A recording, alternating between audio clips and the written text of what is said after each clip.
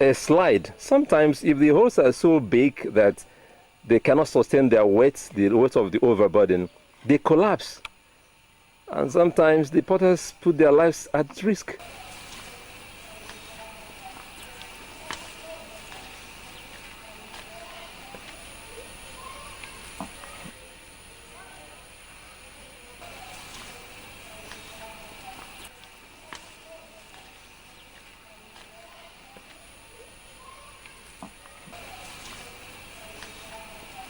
In some areas, the clay is filled with water and allowed to soak, absorbing as much water as possible in a process called slaking.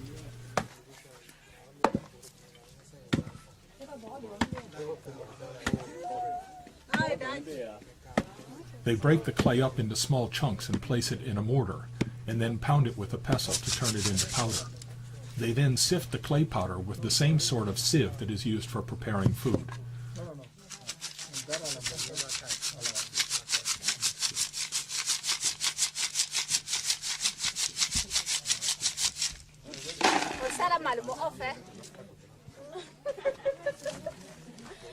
In another area of the compound, potters or their children may be smashing up old broken potsherds between two stones to produce a grainy material which is called grog.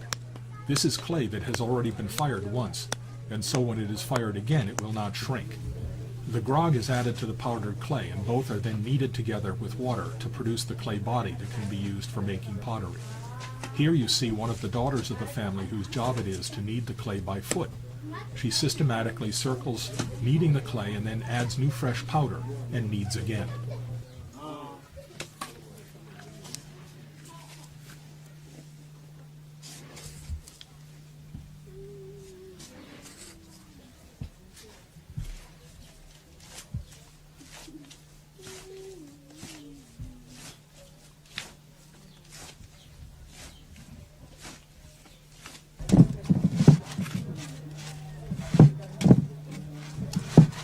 Mrs. Konate is kneading grog into her fresh clay by hand.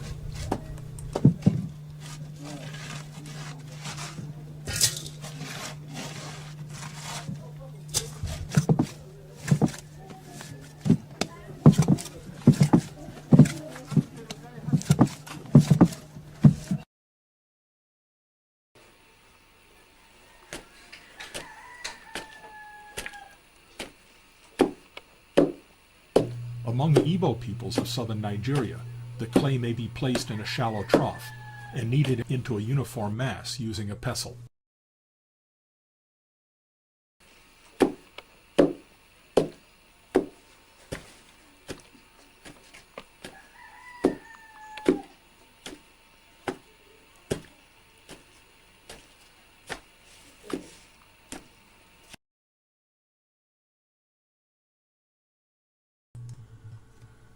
The simplest and most obvious technique is simply to turn an old jar upside down on the ground and to use it as a mold for a new jar.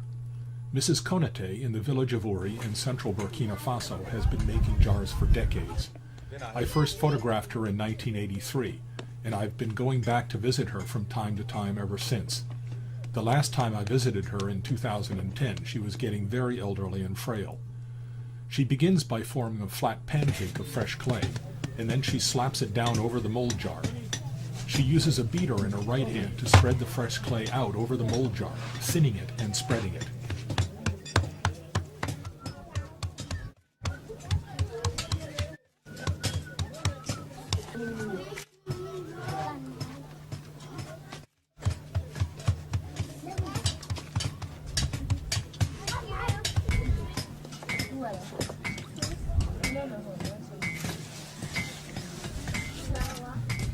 Mrs. Konate is the wife of a blacksmith, and you can hear the blacksmiths at work behind her.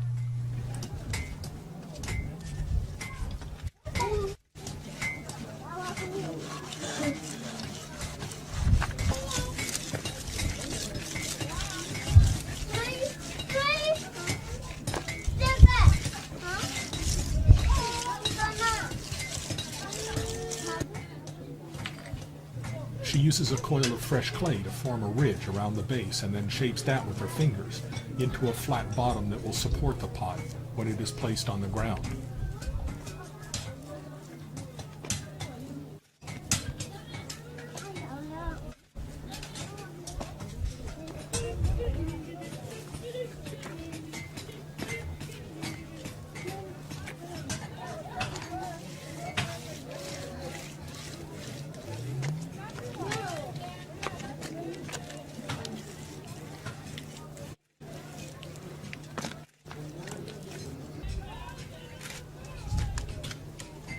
When it is the right thickness and has covered the jar to its widest dimension, she carefully trims the lower edge to make it uniform and sets it aside to dry for a short period. She must be careful not to leave it for too long or it will begin to crack as it shrinks on the mold jar. When it is stiff enough so that it won't deform, she lifts it off, sometimes with the help of another woman in the compound.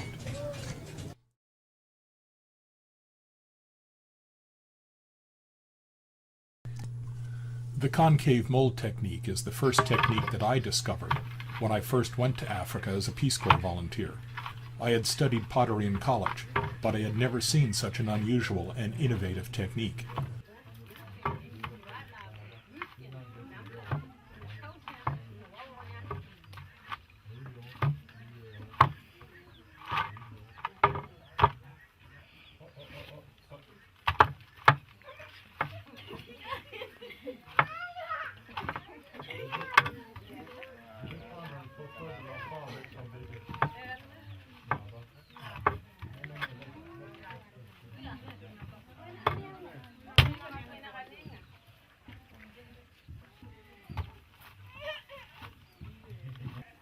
The potter has a shallow depression, or sometimes more than one, in the floor of her workshop, or even in the space she uses as a kitchen, so that she can go from work to cooking after washing her hands. The depression is only about 1/8 of a sphere deep, yet she is able to use it to form a fully spherical jar. She kneads fresh clay into a thick round mass and places it in the mold. She then uses a mallet in her right hand to pound the fresh clay into the mold, thinning it and spreading it.